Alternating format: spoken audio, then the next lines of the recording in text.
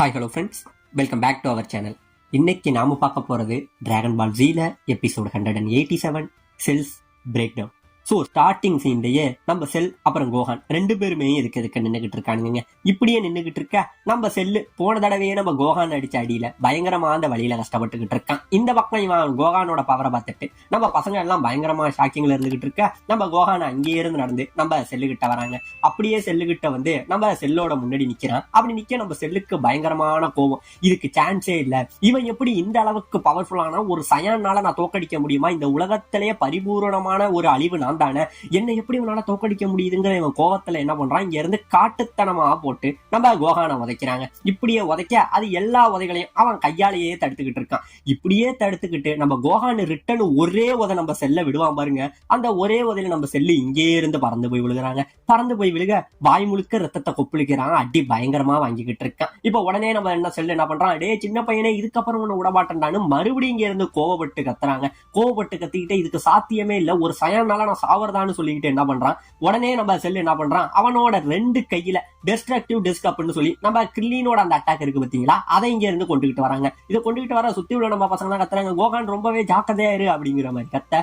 உடனே நம்ம செல்லு இங்கே இருந்து அந்த டெஸ்கை தூக்கி வீசுறாங்க. வீச நம்ம கோஹான் அந்த ரெண்டு டெஸ்கே அவனோட கையாலேயே அப்படியே நிப்பாட்டுறாங்க. நிப்பாட்ட அப்படியே சைட்ல சுத்திக்கிட்டு இருக்க.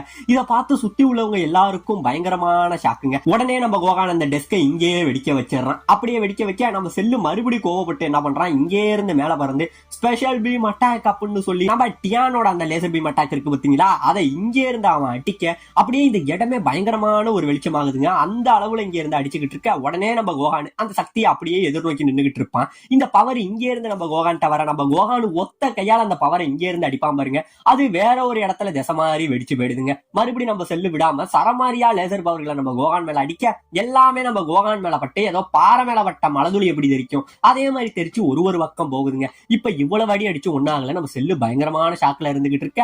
இந்த பக்கம் நம்ம சைத்தனுமே இந்த சண்டையை பார்த்து பயங்கரமா பயந்துகிட்டு இருந்தவன் இப்ப உடனே அவன் பெர்ஃபார்மன்ஸ் போட ஆரம்பிச்சிடறாங்க. நீ சின்ன பையனே, நான் சொன்ன மாதிரி நீ நல்லாவே சண்டை போடுற, இன்னையில இருந்து நான் உன்னை என்னோட முதல் ஸ்டூடெண்டா நான் ஏத்துக்கிறேன் அப்படிங்கிற மாதிரி சொல்ல, இவனுங்க அல்லக்க இங்க உடனே என்னது இவனை ஸ்டூடெண்டா ஏத்துக்க போறீங்களா, அப்ப எங்களோட நிலைமெல்லாம் என்ன அப்படிங்கிற மாதிரி பேச, இல்ல இந்த சின்ன பையனை தான் நான் ஸ்டூடெண்டா ஏத்துக்க போறாங்கிற மாதிரி இவன் இங்க பெர்ஃபார்மன்ஸ் போட்டுக்கிட்டு இருக்காங்க. உடனே நம்ம அனௌன்சர் என்ன சொல்றாரு, ஏ சைட்டன், எனக்கு தெரிஞ்சு உங்களை விட அவன் பவர் லெவல் ரொம்பவே அதிகமா இருக்கும் போலேன்னு சொல்ல, அவனோட பவர் லெவல்லாம் இதெல்லாம் கம்மி என்னோடதோட கம்பேர் பண்ணும்போது நான் அவனை விட பவரால ஆளுங்கிற மாதிரி நம்ம சைட்டன் இங்க சொல்லிட்டு இருக்க. இப்ப இந்த பக்கம் நம்ம ட்ரங்க்ஸுக்கு பயங்கரமான ஷாக்கு. இதுக்கு வாய்ப்பே இல்ல, எப்படி நம்ம கோஹானோட பவர் லெவல் இந்த அளவுக்கு அதிகமானதுங்கிற மாதிரி நம்ம ட்ரங்க்ஸ். அப்புறம் நம்ம கிரில்லின்லாம் ஷாக் ஆகிட்டு இருக்க. இந்த பக்கம் நம்ம செல்லு இவ்வளவு நேரம் கோவத்துல இருந்தவனுக்கு பயமே வருதுங்க. பயம் வந்து நடிக்கிட்டு நிக்க நம்ம கோஹான் அங்கேயே இருந்து நம்ம செல்லுக்கு கிட்டக்க நெருங்கி வந்துகிட்டு இருக்காங்க. நெருங்கி வர, ஏ செல், நான் உங்ககிட்ட அப்பவே சொன்னேன், வீணா என்ன கோவப்படுத்தாத, என்ன கோவப்படுத்தினா உன் சாவு என் கையால தான்டான்னு நான் சொன்னேன், நீ என் பேச்சை கேட்கலன்னு இவன் சொல்லிக்கிட்டு வர. உடனே நம்ம செல்லு என்ன பண்றான், இங்கே இருந்து மேல பறந்துடுறாங்க. மேல பறந்தவன் காமேகா அப்படின்னு சொல்லி நம்ம கோகுவோட அட்டாக் யூஸ் பண்ண. இந்த பக்கம் எல்லாருக்கும் பயங்கர நம்ம கோகுவே சொல்றான், கோஹான் அதை டாட்ச் பண்ணிட்டு இல்லைன்னா நீ செத்துருவேங்கிற மாதிரி எல்லாரும் கத்த. நம்ம செல்லு உடனே என்ன பண்றான், கமேகமேகான்னு சொல்லி நார்மல் கமேகமேகா கிடையாதுங்க, இது ஒரு பூமி அளவுக்கு மிகப்பெரிய அளவுல ஒரு கமேகமேகாவை இங்கே இருந்து வீசுறாங்க. அவ்வளவு பெரிய கமேகமேகா இங்கே இருந்து நம்ம கோஹானை நோக்கி வந்துகிட்டு இருக்க. நம்ம கோஹான் எதுக்கும் பயப்படாம அதை எடுத்துக்கிட்டு அப்படியே நிக்க. உடனே நம்ம கோஹானு கைகளை யூஸ் பண்ணாமலே கமேகமேகான்னு சொல்லி அவன் அடிப்பான் பாருங்க. அவன் ஒரு சின்னோண்டு கமேகமேகாவா அந்த கமேகமேகா மேல அடிப்பாங்க. அடிக்க இவன் அடிச்ச அந்த கமேகமேகா அவனோட அந்த கமேகமேகாவை இங்கே இருந்து தள்ளி மேல கொண்டுகிட்டு போகுதுங்க. மேல கொண்டுகிட்டு போக அது ரெண்டும் மோதிக்க இந்த இடம் முழுக்க வெடிச்சு செதற சுத்தமா ஒரு மணல் புயல் வந்த மாதிரி அந்த அளவுக்கு இந்த இடமே வந்து கொலவெறித்தனமா மாறி கிடக்குங்க. உடனே நம்ம கோஹான் அனுப்பின அந்த கமேகமேகா நம்ம செல்ல அனுப்பின கமேகமேகா கொஞ்சம் கொஞ்சமா உறிஞ்சி பிக் சைஸ்ல இவன் அனுப்பினது மாதிரி இங்கே இருந்து செல்ல அடிச்சு ஸ்பேஸுக்கே தூக்கிட்டு போயிடுதுங்க. தூக்கிட்டு போக இப்ப இந்த பக்கம் எல்லாரும் மணலுக்குள்ள மூடி இருப்பாங்க. நம்ம வெஜிடா தான் ஃபர்ஸ்ட் எழுந்திருக்கிறான். எழுந்திரிச்சவன் நம்ம கோஹானை பார்த்தவன் பயந்தே போயிடுறான். இதுக்கு வாய்ப்பே இல்ல, இந்த சின்ன பையன் என்ன தோக்கடிக்கிற அளவுக்கு பவர்ஃபுல்லா இருக்கானுங்கிற மாதிரி பயந்துகிட்டு இருக்க. நம்ம பசங்க எல்லாரும் கொஞ்சம் கொஞ்சமா எழுந்திருக்கிறானுங்க. எழுந்திருக்க உடனே நம்ம பிக்கலோ என்ன சொல்றான், இன்னும் செல்லு சாகல, அவனோட கீ பவரை என்னால ஃபீல் பண்ண முடியுதுன்னு சொல்ல, உடனே நம்ம ட்ரங்க்ஸும் அதே சொல்றாங்க. சொல்ல பாத்தீங்க அப்படின்னா நம்ம செல்லோட கீ எனர்ஜி இங்கதான் எங்கேயோ இருக்குங்கிறத நம்ம பசங்க எல்லாம் புரிஞ்சுக்கிறானுங்க. பாத்தீங்க அப்படின்னா வானத்துல நம்ம செல்லு அப்படியே பறந்துகிட்டு இருப்பான். ஒரு கை காலு இது எதுவுமே இல்லாம ரத்தம் கசிய வானத்துல பறந்துகிட்டு இருப்பாங்க. இதை பார்த்துட்டு இந்த பக்கம் நம்ம கோகு யோசிப்பான், நான் நினைச்சது சரிதான், கோகான் என்னையே மிஞ்சிட்டான் அப்படின்னு சொல்லி. இதுக்கு முன்னாடி 2 பேரும் அந்த டைம் சாம்பர்ல சண்டை போட்டுக்கிட்டு இருந்திருப்பாங்க பாத்தீங்களா, அங்க உள்ள சில ஃபுட்டேஜ் இந்த இடத்துல வரும். அதாவது 2 பேருமே அங்க சண்டை போட்டுக்கிட்டு இருக்கும் போது என்ன பண்ணுவோம், நம்ம கோகான் திடீர்னு நம்ம கோகுவோட வயிற்றுல ஒரு உதவு விடுவாங்க. உடனே நம்ம கோகுவுக்கு பொறிகலங்கி போய் உடனே அதிக அளவுல பவரை யூஸ் பண்ணி நம்ம கோகான ஒரு உதச்சிருவாங்க. உதைக்க நம்ம கோகான் போய் கீழே விழுந்துருவான். இப்பதான் கோகு சொல்லுவாச்சே, தெரியாம கோவத்துல வந்து அதிகமான பவரை யூஸ் பண்ணிட்டேன்னு சொல்லி, ஏ கோகான் இதோட இன்னைக்கு சண்டை போதும், வா நம்ம நாளைக்கு சண்டை போட்டுக்கலாம்னு சொல்லி நம்ம கோகு இங்கே இருந்து கிளம்ப போக அடிபட்ட நம்ம கோகான் இங்கே இருந்து எழுந்திருப்பாங்க. எழுந்திருச்சு அவன் உடம்புல ஒரு அதிக சக்தியை வந்து இங்க இருந்து வெளிப்படுத்துவாங்க. இதுவரைக்கும் நம்ம கோகுமே வந்து இப்படி ஒரு பவர் லெவலை ரிலீஸ் பண்ணதும் இல்ல. அவனோட கீ லெவல் ரொம்பவே அதிகமா இருக்கும். இது மாதிரி வந்து இவன் ஃபீல் பண்ணதும் இல்ல. அப்படியே நம்ம கோகான் அந்த ஃபுல் ஃபார்ம்ல இங்கே இருந்து நம்ம கோகுவை பார்த்து எழுந்திருச்சு, அப்பா இப்ப வாங்க நம்ம மறுபடியும் சண்டை போடுவோம்னு சொல்லுவான் பாருங்க. நம்ம கோகுவுக்கு கோகானோட பவரை பார்த்து பயமே வந்துடும். ஆனா நம்ம கோகான் ரொம்பவே டயர்டா இருந்ததுனால திடீர்னு மயக்கம் போட்டு அந்த இடத்துல விழுந்துடுறாங்க. நம்ம கோகு இந்த இடத்துலதான் அவன் தன்னையே சர்பாஸ் பண்ணிட்டான் அப்படிங்கிற அந்த விஷயத்த புரிஞ்சுக்கவும் செய்வாங்க. இப்ப நார்மலா நடக்கிற அந்த சண்டையை காட்ட நம்ம செல்லுக்கு ஒரு பக்கம் ஆச்சரியம், நான் நினைச்ச அளவுக்கு ஒரு சயான் குரங்குனால நான் சாக போறேன், இந்த சின்ன பையனுக்கு இவ்வளவு பவர் இருக்கும் நான் நினைச்சு கூட பார்க்கலாம், அவனுக்கு எப்படி இவ்வளவு பவர் வந்தது அப்படிங்கிற மாதிரி இவன் சொல்லிக்கிட்டு இருக்க.